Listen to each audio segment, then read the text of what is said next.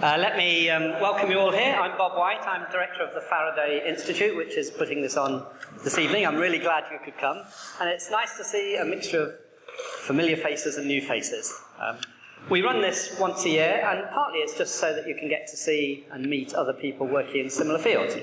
So I'll tell you what we plan to do. We're going to have 20 or 25-minute talk from Graham Budd, and then a chance for question and answer. And then after that, we'll go back into some groups, and I'll explain how that works at the end. But there will be more coffee and drink, and I hope some of those nice desserts are left as well.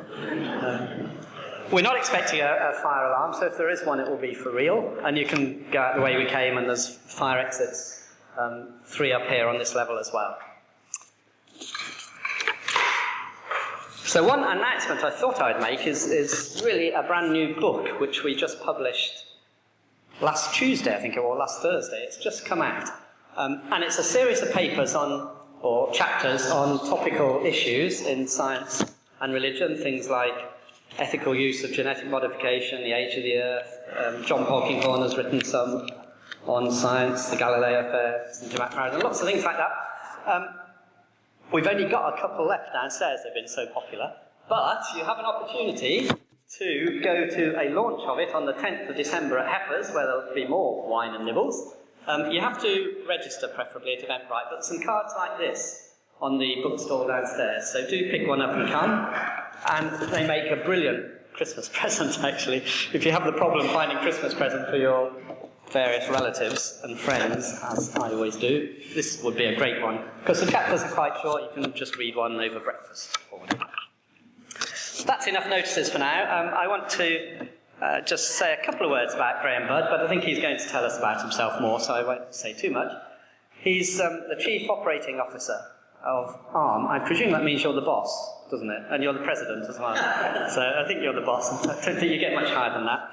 But he has worked his way up. He's been there for 27 years, and he worked his way up from being an engineer designing chips at the beginning.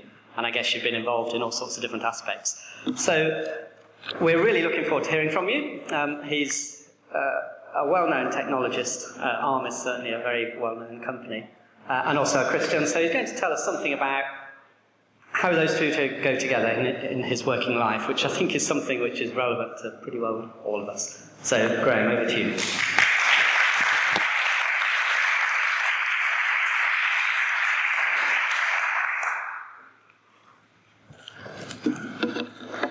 Great. Well, thank you very much, Bob, for the welcome. It's really great to be here.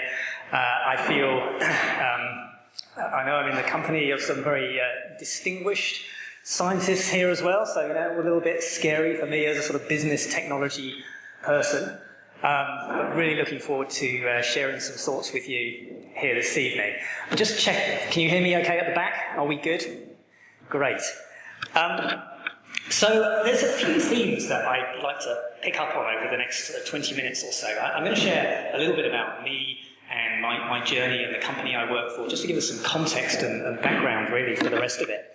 I want to reflect a bit on my experience as a Christian in the workplace at different stages of my kind of working journey, and some of the challenges and opportunities that brings maybe resonate for many of us here.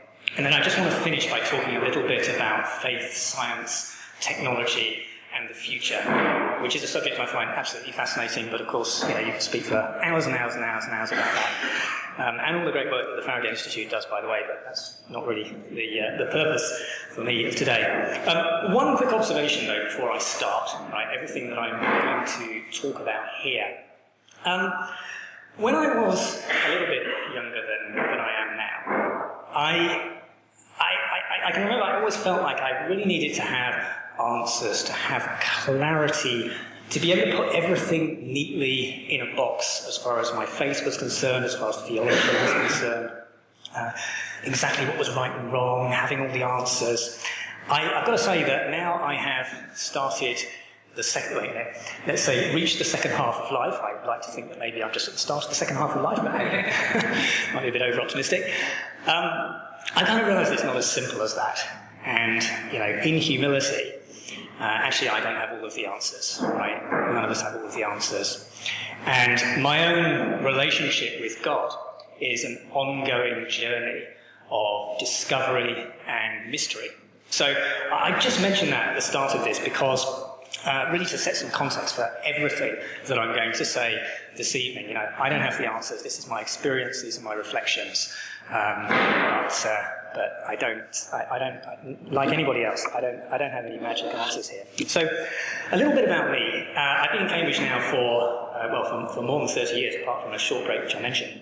I'm married to Lorna. We have 2 children. We've just become empty nesters, actually, just literally this year. Our kids are both off at universities in the north of England, so quite an exciting time for them and for us. We are members at Hope Trinity Church in town, some of you may know. And I think for us it's really, really important to be members of a church community, but we don't really have any affiliation to any particular denomination, actually. We've been in all kinds of different churches at different points in our lives and influenced by all kinds of different sources and experiences. I studied engineering here at Cambridge, and when I had finished that, I thought, okay, that's an amazing time in Cambridge, it was fantastic. Then I thought, okay, time to go off and do something else now, in the real world. And I was sponsored through university by a company you may remember called Thorny Electronics, a defence electronics company. And so I went and worked for them for a couple of years. Then one day, I got a phone call, which kind of changed the direction of my life somewhat. And it was a slightly strange phone call. And this chap gave me a false name over the phone. So, you know, I'm 23 years old, I think it was at this point. This chap gives me a false name over the phone and said, I'd really like to meet you at this hotel at Heathrow Airport. I've got an opportunity that I think you might find interesting. So I'm kind of sitting there thinking, is this MI5 or MI6? And, but, you know, being young and finding these kind of things interesting, I thought I'd better go and find out what it's all about. And it turned out that this gentleman had actually been retained by this small startup technology company in Cambridge, originally to find the CEO of the company, but then because it was a small startup, I guess maybe they thought they'd use the same person to go and recruit their first or their next few graduates. And so I ended up going for an interview at this company. There were 25 people in a barn just outside of Cambridge, and this amazing vision to create a global computing standard. And the whole experience really stuck in my mind because I remember going for my interview. I had about 5 minutes of interview and 5 minutes of technical interview, and then the CEO of the company at the time came in and said, "Oh, okay, we're all off down to the pub now. Do you want to come with us?" Okay, all right. And sort of thing. Really had that much of an interview. Went off down to the pub with most of the company, and I was then offered the job in the pub, and I ended up negotiating my salary in front of all the other employees who were here. Now, there's actually one person here, I think, who may possibly have been there at that time. Probably doesn't remember it. But anyway. So that was quite an experience, and kind of gave me a taste of the kind of sort of passion for progress in this startup to get things done, not hang around, and I guess the kind of company that I was joining.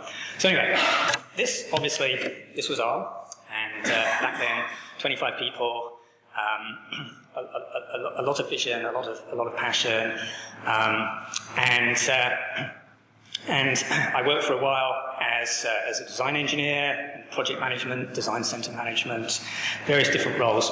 I spent 3 years in the sort of mid-2000s, 3 very exciting years, running the microprocessor business of ARM, which is the main business of the company. And that was a really exciting time because that was when we were designing the first chips that were going to go into smartphones like the iPhone and all the smartphones that we use today. Became Chief Operating Officer 11 years ago now, and so I've been a member of the ARM executive team since then. And it's been an amazing journey. My working life today involves a number of different hats. I'm on the board of ARM. We're now owned, as many of you will know, by SoftBank, and so that generally tends to take place in Tokyo. Part of my role is leading ARM in the UK. We have about 2,800 people working in Cambridge and a few other locations around the UK. And then Actually, I've got a particular focus at the moment on China. We have a joint venture company in China, and all of the political complexity of the US-China trade war that is going on at the moment is one of the things that kind of keeps me up at night. And then how we scale up the company while maintaining our culture, right, which is always a challenge for any company. I serve on a few charity boards as well, for nearly 20 years now, it's been a great privilege for me to be the chairman of a charitable trust that is working with other Christian charities. We're currently working with some great projects looking to try and address homelessness in Cambridge, for example. So that's all really exciting. And then finally, in my spare time, I enjoy cycling. I enjoy Zwifting, if anybody knows what that is. Lots of blank looks. I'll talk to you afterwards.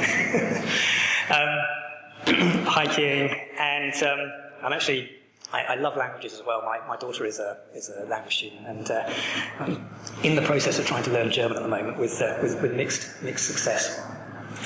And two useless facts about me for you to know. Both relate to America, actually. One of them is I've been to all of the US states except for 2, so 48 out of 50 US states. And the other useless fact is I was one of the people who ended up on, you may have seen fairly recently, there was a musical that came out called Come From Away about after 9/11. I was one of the 7,000 people who ended up on Newfoundland for a week after 9/11 back in 2001. So anyway, that's a little bit of an intro to me, and let me give you just a little bit of context about ARM. So I've kind of explained where the company started, a joint venture between Acorn and Apple and another American company called VLSI Technology. Since those early days of 25 people in a barn and lots of vision, we're now about 6,500 people worldwide. As I mentioned, about 2,800 in Cambridge. We actually just moved into our new headquarters building, finally, in Cherry Hinton last week. We're about $2 billion revenue company, and on the journey from startup in a barn to now, we were a FTSE 100 public company from 98 to 2016, when we were bought by SoftBank, the Japanese company. So we've been a private company since then. But although our headquarters is in the UK, we very much think of ourselves as being a global company in what is very much a global industry. We've got 2 businesses. One of the businesses is IP, so the blueprints, if you like, for making complex systems on chip. The blueprints mainly for processors, for making these complex systems on chip that go into your smartphone or into an autonomous vehicle or into the servers in a data center, everywhere really where computing happens. And we've got another sort of slightly smaller earlier stage business trying to solve some of the challenges of connecting Internet of Things devices and maintaining them and being able to make good use of or realise value from the data from all these Internet of Things devices. Since we started the company, our partners have shipped about 150 billion chips between them over those 30 years. And really, the position we're in today, this computing technology, the computing platform we have is kind of foundational technology, really to enable the future of all computing applications. The other thing I love about ARM is the sustainability work that we're able to get involved in. So I've actually just been really privileged to be able to spend a week in Malawi a couple of weeks ago, working with UNICEF on some of those sustainability projects, looking at how we can use technology to create long-term, sustainable social impact. We're doing workshops with local entrepreneurs and students around things like drones and IoT wearables, all kinds of interesting stuff. So it's really exciting to be able to be involved in that kind of thing as well. I feel honestly, I feel it's been an immense privilege to have been part of this journey of the development of the company over what for me has been 27 years, for the company as a whole, 30 years, and that kind of brings me on to reflect on the second part of this, which is just to share a little bit about my own experience on life in the workplace as a Christian. I think at a high level first, all the different all the different roles that I've done over the years, the common thread through all of them is, it's pretty intense. I'm sure people will be able to relate to that, whatever field of work or activity you're in. And for me, faith in God has often been the anchor in stormy seas. I think that's one really important thing. The other thing is it's given perspective. So all that stress and complexity for me is much, much easier to deal with if I can put it in the context of the immensity of space, time, the immensity of God's creation and God's love for all people. And so, those two things together, from a sort of big picture point of view, I think just gives some context to being a human in the workplace. But getting a bit more sort of down to details here, I have found that, and actually particularly perhaps when I was sort of a bit younger, working as a design engineer or whatever, sometimes really easy to be misunderstood as a Christian in the workplace. I remember one experience I had years and years ago where I was at this workshop and one of the things we had to do, it was one of those sort of round table things, sat around the table and you had to say, come up with, a person, a historical figure who has really impacted world history. And I remember saying, Jesus. And everybody laughed. Right? Now, and I was like, why is everybody laughing? And it kind of, that stuck with me as an example of why sometimes I think the media has created so many distorted images of what Christianity means and is about, that it's really quite difficult to kind of connect with people at a personal level. And really it needs time and deeper personal relationships to be able to connect with people about spiritual matters. And that actually is challenging because, I don't know about your experience, but time is often one of the things that we really don't have much of at work. And, that leads nicely into talking about the sort of biggest challenge, I think, certainly that I face, I'm sure it's true for many of us, is the intensity of work. So in our industry, the pace of technology change, the pace of change in general, the growth of the company that we are driving at the moment. We've brought in 1,000 extra people in Cambridge alone since the start of 2017. The challenges of working across time zones and the challenges of travel, it's kind of really hard. The brain intensity of what I'm doing sometimes seems to squeeze everything else out. And, again, no magic answers to that problem. But a couple of things I found really useful. One of them is just creating a bit of space by working from home occasionally. It's really simple, but it actually makes a huge difference to creating that space to give perspective. And the second big one actually for me, because I have to do a lot of travel, is making use of travel time. So sitting on a plane for 10 hours is actually a great opportunity for meditation or prayer. And so, I'm kind of thinking, right, you use that time. And then I think the last area I kind of want to talk about in terms of my experience of life in the workplace as a Christian is around ethics and behaviour and decision making. And this is kind of interesting because whatever type of role or position you're in a company, this can be, in some roles it's less of a challenge but less of an opportunity, and in other roles it's more of a challenge but also more of an opportunity, right, depending on what you happen to be doing at any one time. And it's a challenge. It's hard. So for me, in my current role, it is quite hard.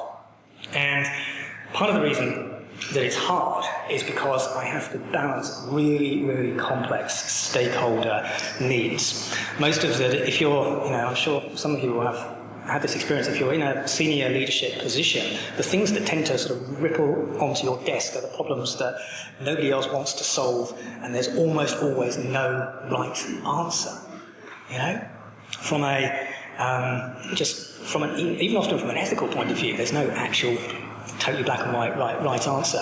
And that's hard, having to deal with extreme ambiguity, situations where you've got to make a choice between two things, and somebody is going to suffer a bit, whichever choice you make. It's hard as a Christian.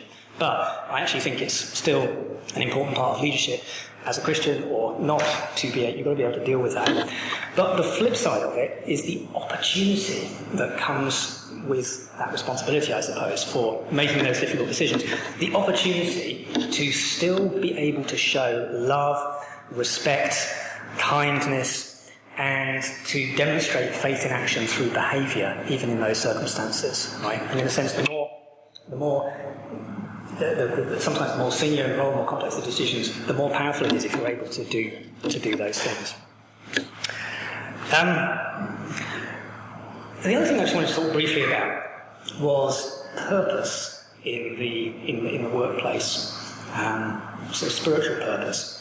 I think for some of us, the output of work itself kind of makes it feel, it's sort of obvious we feel there's a spiritual purpose to what we're doing. And for some of you, that may resonate very strongly. I don't know, maybe for people in, pick a random example, but people in the medical profession or something say, okay, well, there's an obvious spiritual purpose to what I'm doing, making people better. And if that's the case, then obviously that's fantastic and something to celebrate.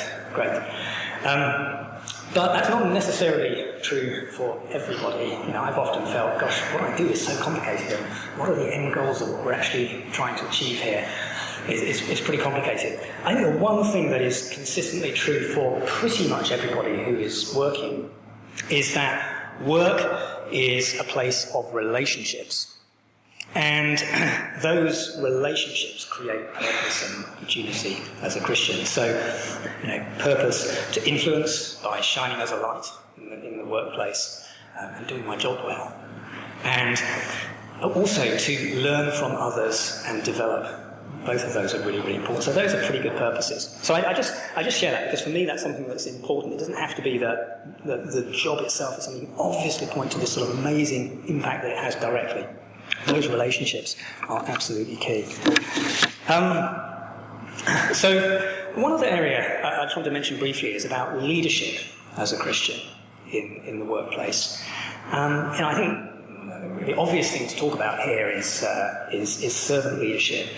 And I think it's quite interesting that if I look at our own company culture, there are lots of really strong echoes of that kind of servant leadership kind of principles in our own culture. And I would like to think that I've had some part in helping to shape that over the years, but I'm also very mindful that Christians, religious people, absolutely don't have a monopoly on that at all. In fact, some of the strongest proponents of some of the principles that I'm about to mention are actually people who would say they have no faith. And as always, life isn't quite that black and white. But a few examples of how I see this kind of some of the servant leadership principles. I mean, the first is that successful business is built, and this has certainly been true for us, on collaboration and creating strong relationships. One of our 3 core beliefs as a company is we, not I. And that is, in the older days of our we had lots of different values, and one of the values we had was selflessness. And selflessness evolved into we, not I, which was a bit snappier from a sort of marketing point of view. But it's a great core belief, and I love this concept of selflessness. Serve others and work hard to achieve great outcomes for the company and for the team. I think it's really important for leaders to be accessible and non-hierarchical. Leadership comes from who you are, not where you sit in the org chart, how big your office is, all that kind of thing. And again, it's kind of interesting in the ARM context that there's echoes of that, because we've always had this thing where the executives' offices have always been right at the centre, open door policy, right at the centre of where everybody's walking around, not sort of locked away behind some secret area somewhere. Being accessible and just being a normal person, really important.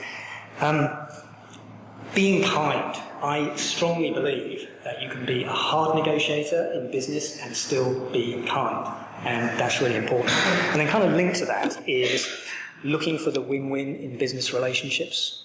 And for us, for me personally, that is about thinking about creating long-term relationships of trust through the way that I behave, rather than going for the quick win, that's going to make everything look better today. So, to wrap things up then, I'd like to just finish with a few, just change tack completely, actually, and just finish with a few thoughts on faith and science and technology. And working in a technology company, I'm very aware that in the last 100 years, we have seen technological change, which is completely unsurpassed in human history. And in fact, I said 100 years, but I could probably say 30 years or 20 years or 10 years. The statement would still have worked. And part of the reason for that is that the pace of technology change is accelerating rapidly. And we also see that the biological and physical sciences seem to be sort of converging, right, in terms of the technology implications.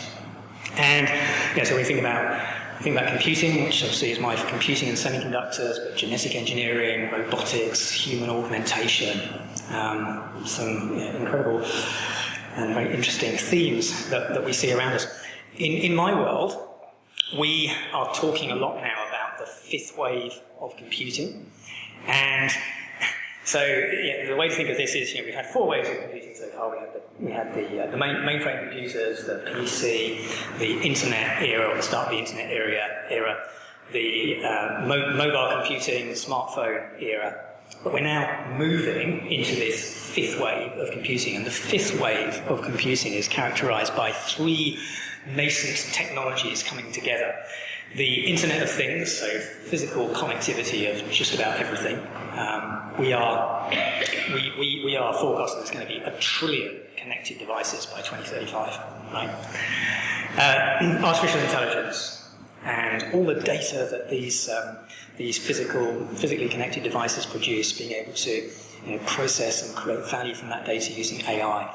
And then 5G connectivity, so real-time, high bandwidth, low latency connectivity. You put those three things together and we're going to have an amazing sort of transformation in computing that happens as a result. So it's interesting, I look at my own field of our business, but I also look at what I observe as a sort of layperson happening in scientific research in general, which, by the way, I find absolutely fascinating. Whether everything from cosmology to cellular biology, what I see happening is that as each layer of the onion is peeled back, it reveals new wonders, which to me seem to point more strongly to a creator than actually what we had before. That's how it feels to me. And to me, that is a great encouragement. It's a pointer to the evidence of purpose and design in the universe. But just to finish, I do think that all this accelerating pace of change of scientific discovery and technological progress also comes with two important challenges for Christians. The first one is ensuring that our view of God and of the universe is open-minded enough to take in some of these new discoveries, or the new discoveries that are going to happen over the next 10 or 20 years, and to deal with the new technological capability and the implications of it, and the theological implications of it. So who knows, are we going to find alien life on another planet? Artificial intelligence reaching the point of singularity, if that turns out to happen, be possible, what does it mean? I mean, there's some really, really big questions, and we need to maintain curiosity and openness to learn from what new scientific discovery reveals about God, because I think that's really exciting, and to be able to celebrate that. So that was the first point. The second challenge, I think, is that new technologies and capabilities are creating ethical challenges for science and business people at a much faster rate than before. To be honest, when I kind of started working at ARM, it was never really that much of an issue, but right now it is an issue, particularly with things like artificial intelligence. We have a responsibility in the scientific and technology business community to ensure that future technologies like AI are steered to be forces for good. So those two are both hugely interesting topics, and I'd love to talk for longer, but I think we are out of time, so that seems like a good point to stop. Thank you very much.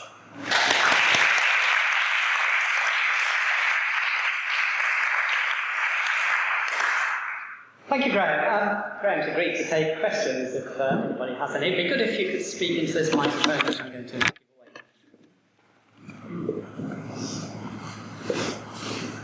No, you ought to tell your Apple collaborators to make a Wii phone, not an iPhone, so they match your company culture. I like that. Yes, we'll have to suggest that.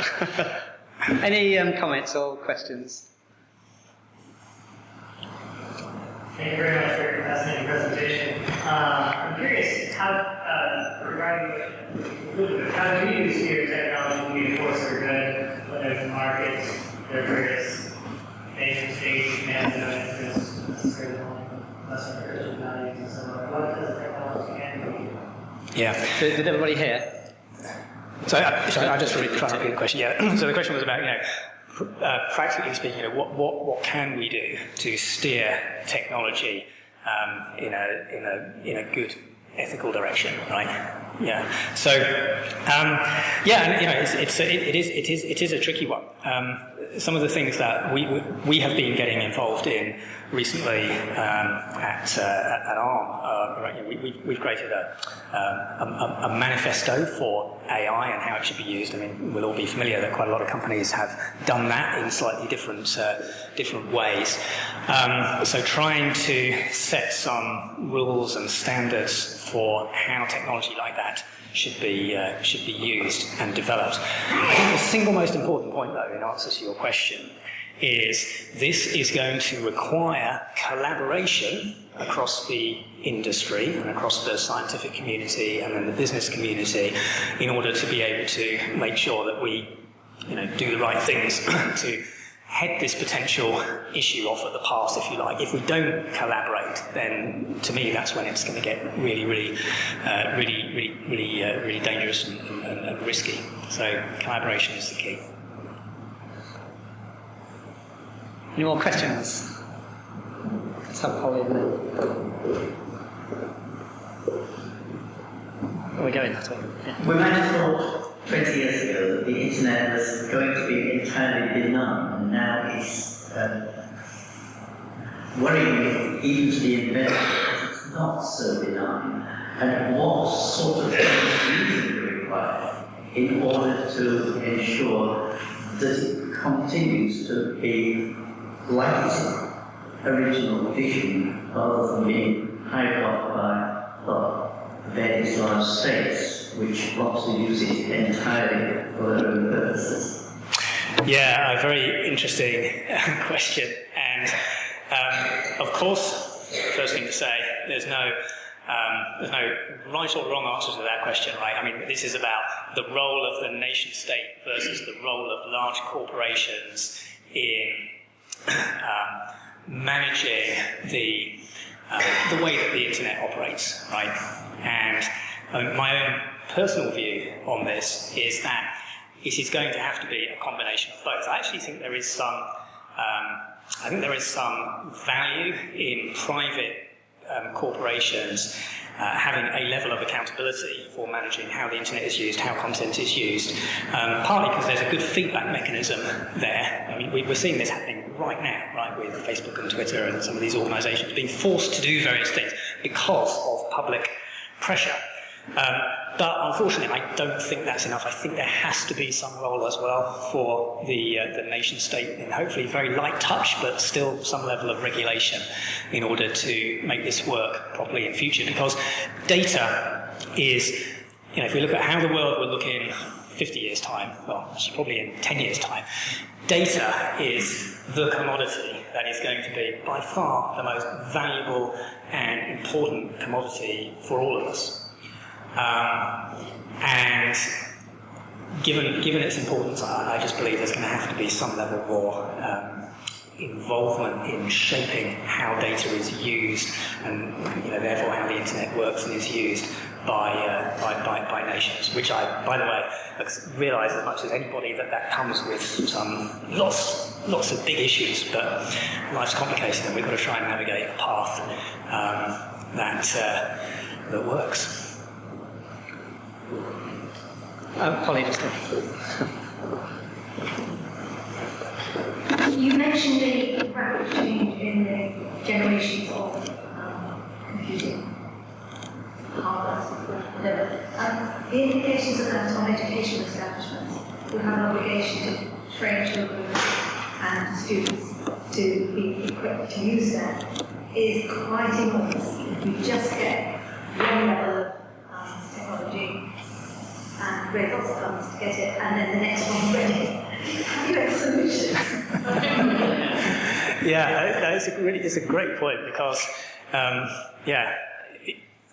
mean, what I was saying earlier on, even for me within a technology company, I kind of feel that same problem within a private company where, you know, we can choose where to sort of spend our investment, all that kind of thing. So I do empathise with the problem. I guess part of the I guess one part of the answer to that question is sort of separating out what matters in terms of the use of technology to enable education, where realistically we probably have to accept that it may lag a little bit, whatever the latest state of the art is, but that actually probably doesn't matter as long as it works, it's effective. And then the content about technology in education, which does need to keep ahead of the game, and that's really down to, you know, curriculums and I guess helping to equip teachers with the resources that they need in order to be able to stay ahead of the game. And actually, you know, that's one of the areas I think where the Faraday Institute and some of the school's activity and, you know, bringing information, helping equip teachers in schools is really valuable. And the Raspberry Pi came out of ARM, didn't it? The Raspberry Pi is very educational. Yes, I mean, it didn't sort of directly come out of ARM, but it absolutely uses ARM technology, and of course that was founded in Cambridge by Evan Upton and the team at Raspberry Pi, and that and the BBC Microbit is another kind of thing, which are great examples, of where technology, quite sort of, in fact, relatively simple technology, but really, really powerful to help young people learn how to code and develop some digital skills. So, you know, it's a great example. Brian, and then we'll go to the back.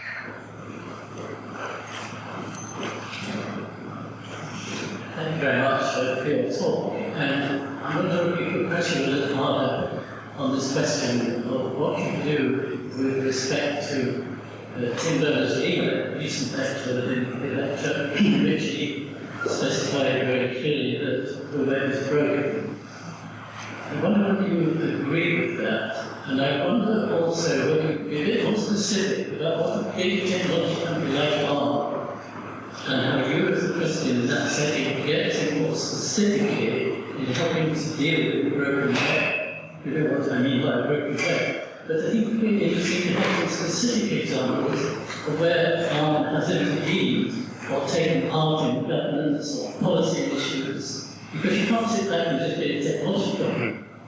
Yeah. So, well, let me. I'll answer both of those. On the first of them, I mean, you kind of got to remember that we are where ARM technology is designed. We're kind of way down the stack, if you like, from the internet itself and the world of software. I mean, we're hardware and chips and all this kind of detail, so I'm not sure I feel completely qualified to answer the question in more depth than I've already gone into on the internet. However, the other question that you asked me about, you know, what have we actually done in practice, I mean, I can give a good example of that, I think, with two things actually. One being what we have done recently with the AI ethics manifesto that we have published, and we have, you know, people who have obviously the forum for a lot of exchange of ideas and, you know, the collaboration that I was talking about earlier, different types of conferences. So we've sent people to those conferences to really grapple with this issue and try and influence the leaders of technology companies and government too. I mean, we have a public affairs team. We work with government departments in the UK, in the US, and in other countries as well to provide input on policy, including on ethical issues related to technology. So AI was one good example. Another area where we've been really active as a company is around security and around cyber security, and trying to help the industry and help governments think far enough ahead about the importance of building security into products and technology from the ground up. Unfortunately, what tends to happen is people only worry about security once the technology almost becomes mature and everybody suddenly starts finding they're getting hacked and huge problems, whereas actually you need to design it into the whole of the technology stack, from the hardware or the software right from the start. So, we get involved in driving things like that as well. But then, at the end of the day, as I said, you can't, no one company or one government or anything can solve any of these challenges on their own. It has to be a collaborative effort, working together. That for me is absolutely key. I think there's a last question, then we'll break after that. Hi, thank you very much for your talk. I have a question about ethics and technology that's so different from the way you think ethics in the sense of how you use technology. So my question is, I've been engaging with a bit of transhumanist literature. So a lot of people are very keen on seeing how technology transforms the way we understand ourselves as human beings. And technology enables human beings to do new possibilities that it opens up. The question I have is, the classical sense of ethical, in the sense of how we envisage a good human life. What do you think is the vision that a technologist would say that technology can be ethical in that sense? What kind of vision of human life that technology enables us by opening up possibilities? Because transhumanists tends to just say it opens up all kinds of possibilities that are physical, and means you can have physical and mental enhancements, as well. It's all about specific enhancements of capabilities. I'm interested to ask you, what do you think technology opens up? So it's a really, really interesting area, and you've kind of hit the nail on the head of a very real example of the first of the two challenges that I was talking about, right? From a Christian and spiritual perspective, how do we deal with the implications of some of these technological advances that almost certainly will happen, whether we like it or not. And I think, this is where we have to. The big thing for me is being ready, right? So understanding the direction that some of this technology or capability is going to go in the future, and therefore being able to think in advance about some of the ethical questions and challenges that it will raise, because there is no question that if you just do this as a thought experiment, there are some places you can take that which I really, really struggle with, right, from an ethical point of view. There are other places you can take it, which maybe are okay. So it's thinking that through in advance, so that the influencing of, whether it's influencing of technology companies or governments or whatever needs to be done around new standards, can be done in advance before the technology has actually become mainstream and it's all just completely de facto, right? So that's why I raised this first challenge earlier on. But great question. Thank you very much. So thank you once again for coming, and thank you, Graham, for your talk.